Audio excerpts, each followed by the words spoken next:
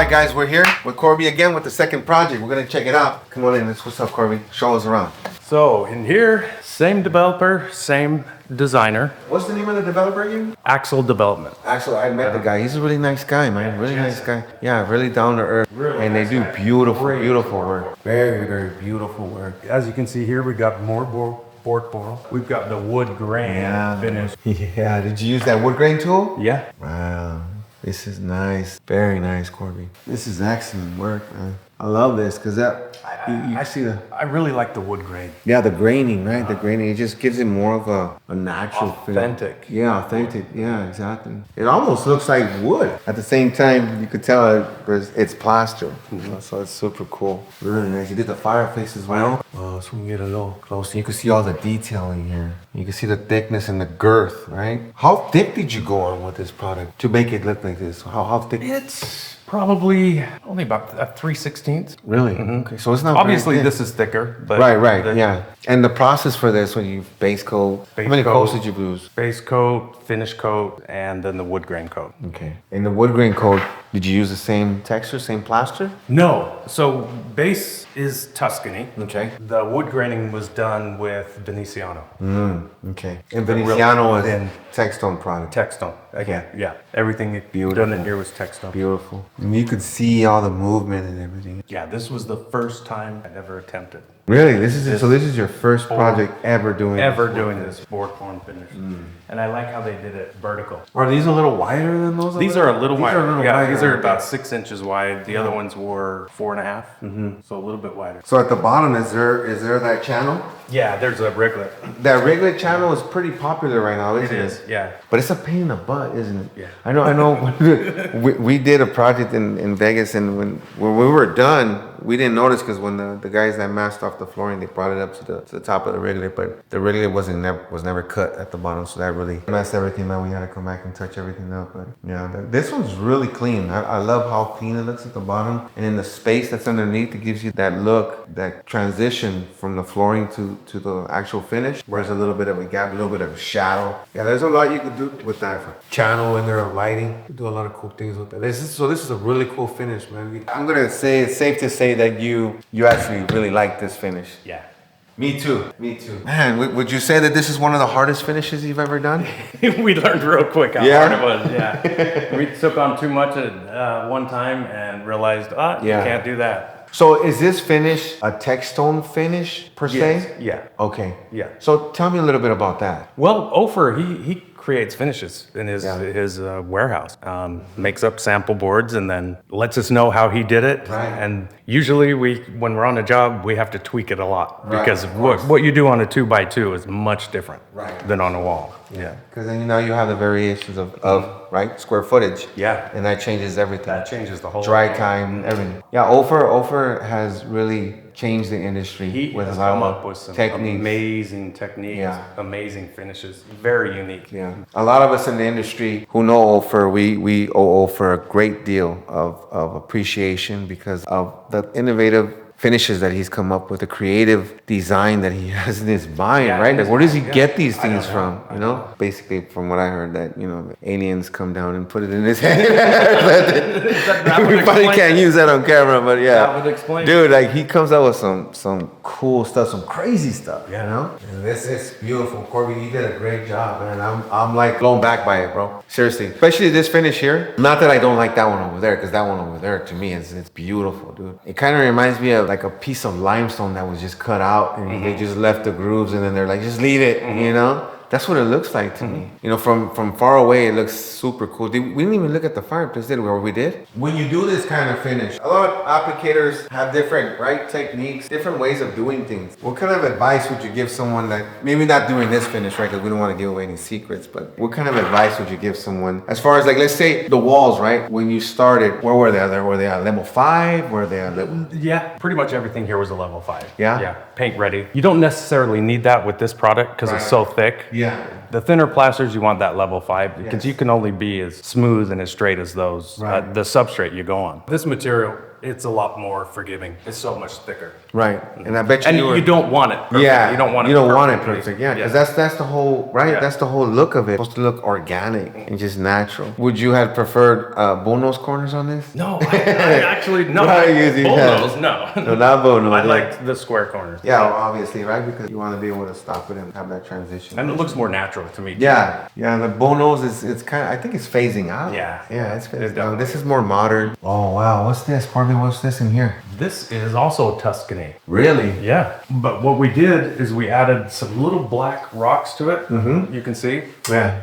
And then we acid washed it, the surface, after the next day after it cured overnight. Okay. Acid washed it to expose that aggregate and that dolomite, so it gives it kind of a glitter. Yeah. So the glitter is not something that you added to it. That's just That's basically the dolomite in in rock. the actual product itself. It's those little black rocks. Yeah, that's what I had to put my glasses on. Wow, this is pretty cool. This is the Tuscany right here. It's just the only difference is that you just add a little bit of aggregate, black aggregate to it. And we take the surface off. And that's the it with the acid. When do you take the top coat off? When do you use that acid on top of it? Like I think we when is it cured or? Yeah, as soon as it cures. I think on this one, I don't think it was the next day. I think it was 2 days afterwards. This is super cool, man. It's different, definitely different. When I first seen it, I actually thought it was a crystal brush. Yeah. From Meoden. Yeah. But it's not. It's Tuscany. This right here is really cool. I've never thought about doing something like that, like acid wash over it. Again, another first. Another over thing. Another first. It's probably something where they probably try to take a sealer off or maybe Yeah, even look at that. a glaze off of it. Oh, look at what happened to this. Yeah. This is a finish. Yeah, dude. Sometimes accidents are really, really good inventions. Yeah. It's a beautiful home too. It's like, Yes. it's obviously it's not as big as the other house, but the spacious, like when you're walking through it,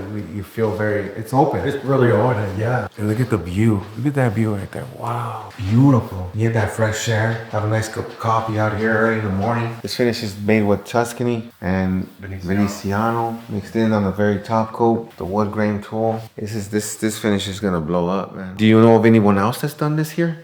There are a few. Yeah. Yeah. I've heard it, but I haven't seen their work. There's maybe a question we need to ask Olfer. How long ago did he come up with this one? You know, this is a pretty cool finish. I've done a board form finish, but without the oozing. Without the oozing. Yeah. Where you tape off the joint. Take the joints and you do one and you do the other, pull tape and you do the other. Which one do you prefer doing? Now that I've done this one, I like this one. Yeah, because it's different, right? I'm sure you're going to be doing a lot of this. This is really nice, Corby. The detail is just spot on, man. So anybody got anything to say about Scarpa specialty plasters in a negative way? You can't do that, man. This guy is really good at what he does. It's good. Not good, it's great. Great, good job, man. And then this bathroom here is, again, Textone. Yeah. This is actually stone, not plaster in here, but it looks like it. Really? Yeah, I've never seen a stone like that. This looks a lot like our finish, huh? Yeah. So they're mimicking us now. That's crazy, bro. We've been spending years trying to mimic stone, and now they're trying to create. Are you sure this is in plaster? Yeah, see this thing? Oh yeah, look at that, dude. Man, we can't show this. We can't show this because then these people are stealing our work. Whoever invented this. This is super. Like, you wouldn't have shown me this joint here that you can barely see. It looks like plaster. Look at this. It looks like plaster. This is exactly what our plaster finishes look like. And it's just stone. You know what they're doing, right? They're trying to, Make it seamless like plastic. Yeah. Because plaster's starting to kind of replace a lot of the showers. Not that showers. I think showers look great with tile. You know, beautiful tile, mosaic tiles, glass tiles, and showers look beautiful with that. But also, plaster inside of a shower looks beautiful as well. But I think maybe what they're doing is they're starting to see that there's a trend. It looks trowel up. Yeah, it looks strong. That's exactly what it looks like. So this whole wall is that. That whole wall right there. But everything else here is Textone's Cadillac. Oh yeah, okay. Real subtle movement. Right, subtle. real light. Yeah, I like this too. So on this Cadillac, just so that the viewers that are watching that might have some questions on Cadillac, because Cadillac it used to be a super popular product. Micro cement obviously has caught on fire. Micro cement is known for being versatile, right? To be able to do countertops, flooring, showers. But Cadillac's not really heard too much of. What would you say about Cadillac? Well, I think right now, it originally started out shower application, pretty much. Everybody wanted Tadillac in their shower. A lot of companies, manufacturers have their own Tadillac version. This is called Tadillac. There's other manufacturers that have Tadillac also. Mostly done inside showers. Right. Right. And this is a Moroccan plaster, correct? Yeah. Yeah, it's Moroccan. We know that Tadillac has also been around for thousands of years, believe it or not. It's a water resistant product. You can put this outside, inside, in a showers and saunas. It's a really nice product. It also has a lot of modeling. You could also make the Tadillac look like this, you know, depending on the finish, right? But yeah. This is great work, Corby. Honestly, there you can see all the movement. I can see the movement in it. Even though it's very subtle, I see the movement. You can see it a little bit on the ceiling. On the lid. Yeah, this whole bathroom is just like cool looking, bro. So on Tadillac, would you say that the aggregate is a little smaller? Smaller. Than the micro cement? It is a little bit smaller, I think. Tell the viewers why we're speaking of the aggregate in the product. How is it similar? The thickness or the size of the stone that's in it. Okay. But some are a finer sand, some are bigger pebbles. Right. The bigger the pebbles, the thicker the product, right? What do you prefer to work with? Tadillac or micro cement? Kind of tricky. That's a tricky question. Yeah. I like them both. Yeah, me too. It all depends on where you're at. Yeah, and where you're doing. Yeah. But I like them both. Me too. Great job, Corby. This is, thank you. Like I said, you can't even see any kind of blemishes. You're taking it to this level where everybody who's in the industry needs to be like, you know, on their game, 100% on their game. Some of us have been doing it long enough to be able to see that something like this, you gotta take your time out. You gotta have patience with yourself, and a lot of times when you're on a wall, sometimes you might feel a little bit overwhelmed when you're trying to draw something on. It's just not flowing the way it's supposed to. But the more you do it, the more comfortable you get. It's trial and error. Yeah, trial and error. You can tell that you're very comfortable with it, Corby. All the work that you've shown us, honestly, is top of the line. Appreciate it. And you deserve all the praise. You know, the Scarpa Specialty Plaster Finishes. I want to get it right because Scarpa Specialty Plaster Finishes. Scarpa Specialty Finishes. Specialty Finishes. I keep saying specialty. I said that earlier too. Sorry, guys. So you guys see it? Like, see his shirt? Bam! Scarpa Specialty Finishes. And he does some special finishes, let me tell you. You know, thank you guys for joining us on this tour. Thank you, Corby, for having us, man. It was a pleasure and actually an honor, man, to be able to see your work and you carrying that tradition alive, man, like that fire, you know. And I say the word fire because that's how plaster is made, right? Especially the line-based plaster and burn pits and the kilns. And thousands of years ago, that fire started. And today, all those that are in the same line of work as us, right, are artisans, and all of you that are doing Venetian plaster, micro cements, lime wash finishes, full finishes, everything that has been passed down for thousands of years into today has burned into the future from the past. So technically speaking, we've all been lime burned, right? And again, it was an honor to be able to like spend this time with you and go over these beautiful jobs that you've done. Magnificent job that you've done here, bro. Seriously. And the world deserves to know this man right here. You guys need any Venetian plaster in Southern California, you guys got to contact him. All right. If you guys need any questions too, any questions about the plaster, talk to him a little bit about that. I'm willing to help out. Anything you need, questions, advice on how to do things, whatever you need, feel free to reach out. And that's what it's about, guys, about us helping each other, community. Yeah, community. Help everyone, yeah. Yes, and that's what this docuseries is about. This docuseries is about competition. No, that's not what it's about. It's about helping each other out. I might not be as good at that finish than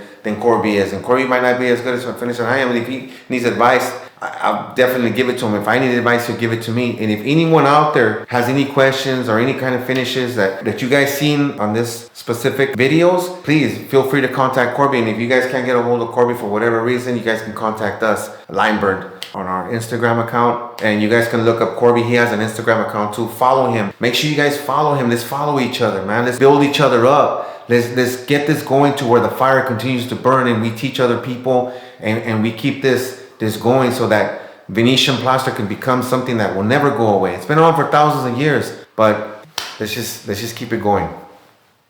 That's it. Awesome. I don't want to get too emotional, man. This is good, guys.